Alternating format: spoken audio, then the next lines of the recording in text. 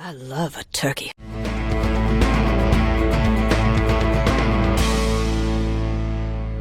Welcome back to another edition of Bourbon Kingdom. I'm David. And I'm Zach. And today we are reviewing Wild Turkey Master Keep Unforgotten.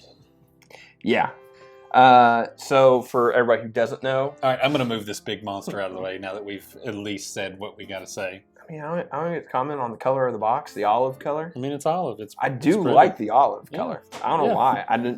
Couldn't really tell you anything about it, but You know, they kind of keep it, minus the red, they kind of keep it in the same in the blue. kind of, But but the blue is in the same kind of family of. put in the comments below if you think the box is going some kind of color organization whatsoever, because I have no clue what Dave's going with here. So I'll just let him go ahead and start pouring, and I'll talk about one of my favorite kind of series, I guess, with Master's Keep. And what's funny is I love the Master's Keep series, but I don't love all the Master Keeps. So some of them, I don't know, I guess it's kind of like kids, right? You like them more than others, maybe, ish. Yeah, I mean, sometimes. I mean, you love them both pretty well, and mine are super cool. They're like not even through yet, so yeah, they're easy. Yeah, just wait till they can back talk and bad day. All that good stuff. Bad day. Yeah. Anyways, going back to Wild Turkey. Obviously, big fans. This is something I look forward to every single year as Master Keep. I collect them. This is one of the few sets / series that I have every single one of them open, and then except for one, and then every single one of them sealed, just to be able to have it.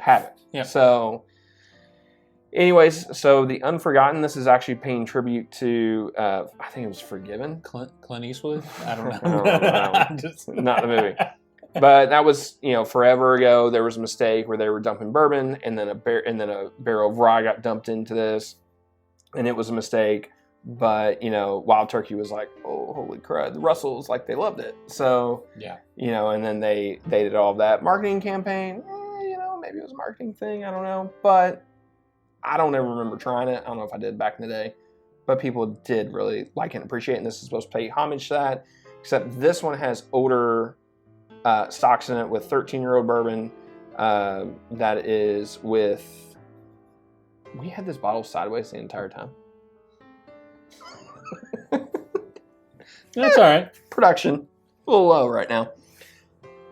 Well, I mean, the turkey's on the side. I mean, it makes it kind of hard to kind of tell. Anyways, it's 13-year-old bourbon mixed with. We haven't even drank tonight. I know, right? Yeah. It's just 10 o'clock at night. Mixed with 8 and 9-year-old rye, and then all of that is blended together and then finished in a rye cast. And we don't have a time frame on that. Couldn't find that anywhere. But the proof on it's actually nice. 105 proof. Cost of it though, $200. Just like everything else. Just like everything else. So this bottle I cracked open. Guess it would have been, I don't know, close to a week ago by the time we shot this. Cracked this open at a camp out, sampled it out to a bunch of people at the camp out. And what's funny is we all kind of had the same opinion of it. So I'm hoping to see if it's changed any whatsoever. We'll see. I think to me, on the first nose of it, like the rye spice to me kind of stands out on it. Oh yeah, 1000%. It's like a rye spice cake.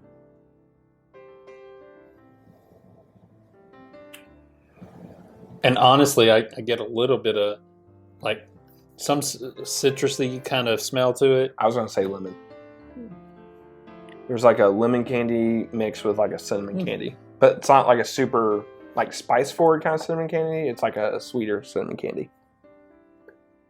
I feel like the rye is the overwhelming. It dominates over this. It's also a little floral. I'm excited to try this because last year's I really liked.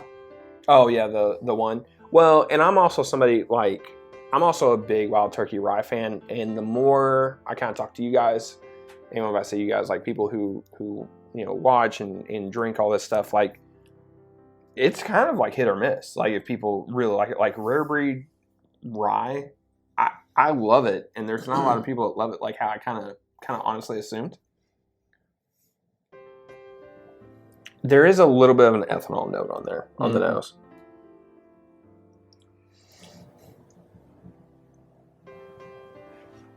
It's kind of like also like going back to your orange note that you were saying. Yeah.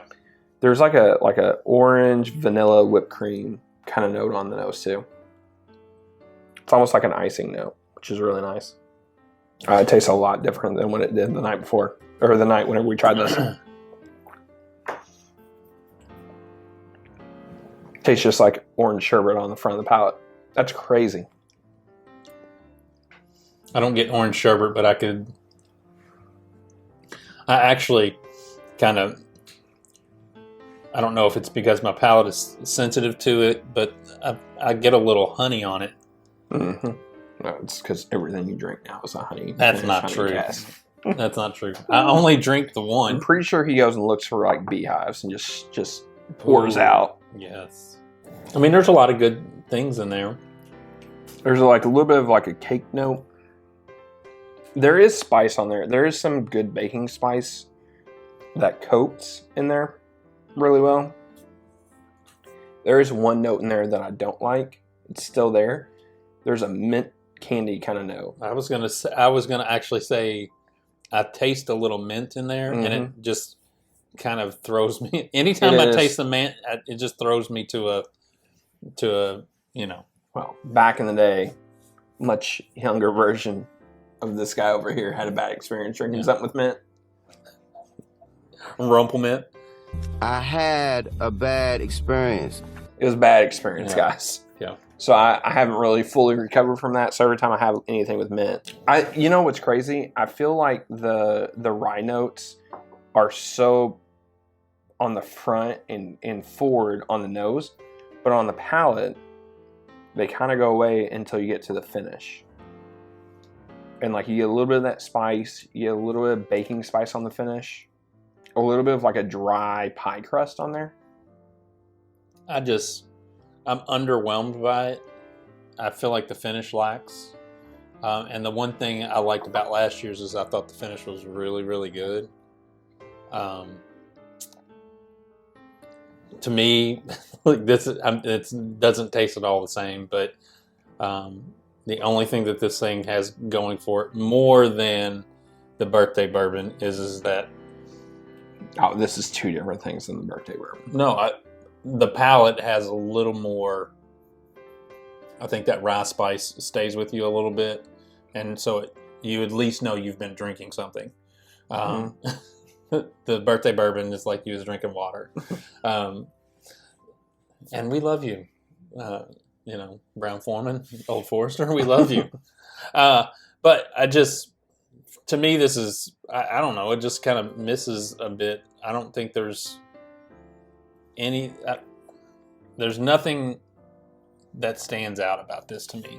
So, to me, whenever I first had it, I was sitting there, I was drinking, we were in line at this Kroger release. I was drinking with my buddy Q, and I said this to him, and he agreed with me. It wasn't very well balanced, and it was kind of scattered.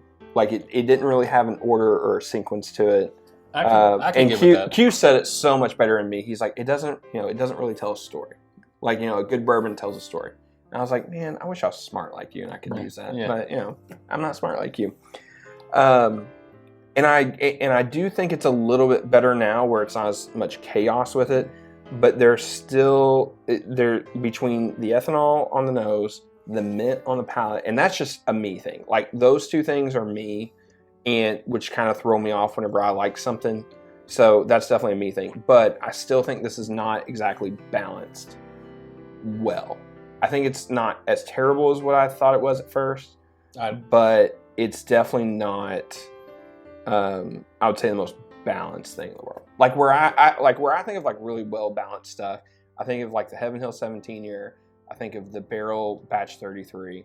I think of things that are blended really well and balanced really well. Yeah. And those two things are incredible.